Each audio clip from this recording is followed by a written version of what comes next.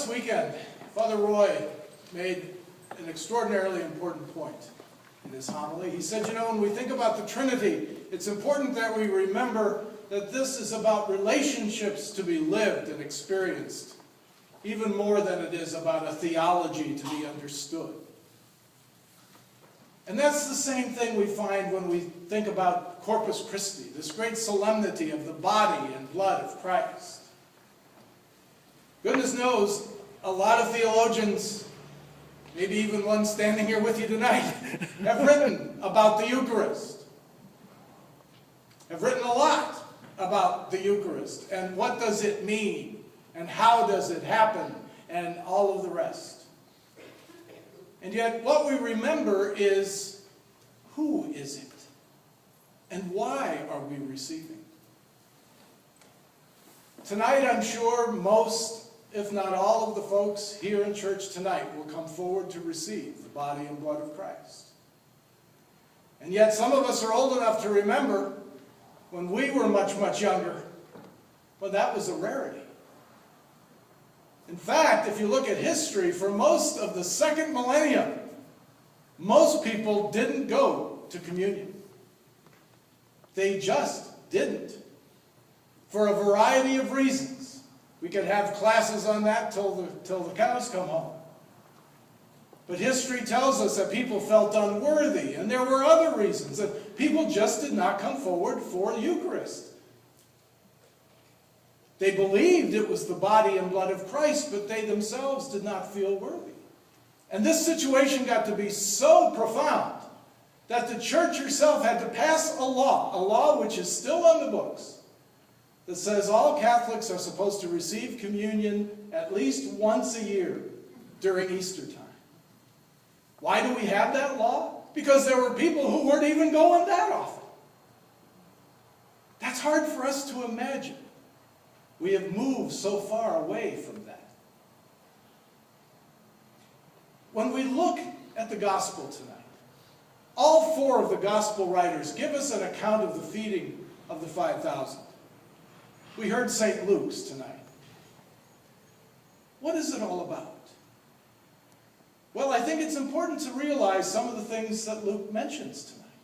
Very, very important. First of all, when the disciples realize that it's getting late and they have nothing to feed these people with, Luke doesn't just say, oh, the followers of Christ went to him. No, it's very important for St. Luke to say, the 12 went to him. And what comes out later in that same verse? They are in a deserted place. They're in the desert. The 12 apostles representing the 12 tribes. Where are we going with this? We're back in the desert with Moses. We are the people wandering through the desert without food. The 12 tribes wandering. And that's the image that St. Luke wants to conjure up. Now, what happened in the desert? In the desert, God sent manna to feed the people. God provided for them. Now the 12 go to Jesus and say, and isn't it practical? I think any one of us here would have given the same suggestion to Jesus. Your lecture has gone on long enough, Professor. Let these poor people go so that they can go take care of themselves for the evening. And what does Jesus say? Ah, feed them yourself. Feed them yourselves. And they got their little inventory. 5 loaves and 2 fish. What's that total? 7.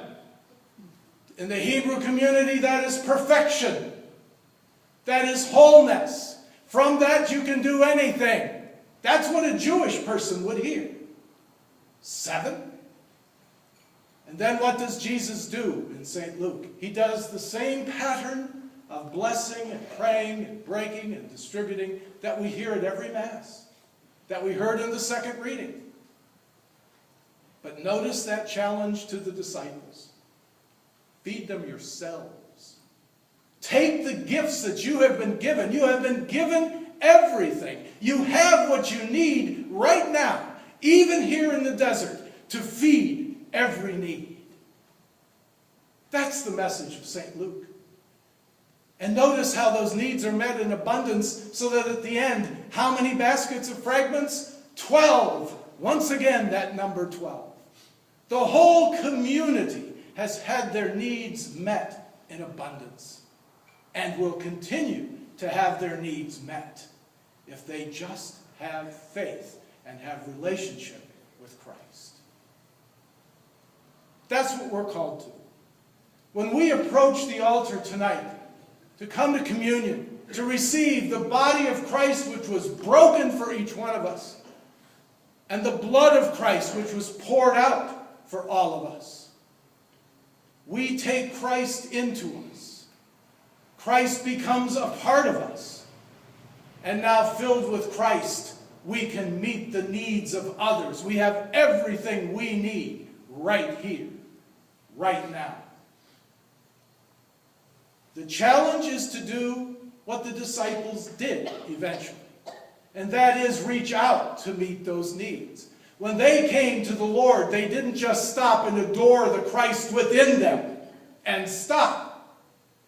They realized that this gift of Christ had been given to them to share and to meet the needs of others, regardless of the desert they are in. That's what the solemnity of the body and blood of Christ is all about. Not only that Christ is really here under the forms of bread and wine, but that that very real Christ is still here. And we are his disciples to carry that Christ into the deserts around us.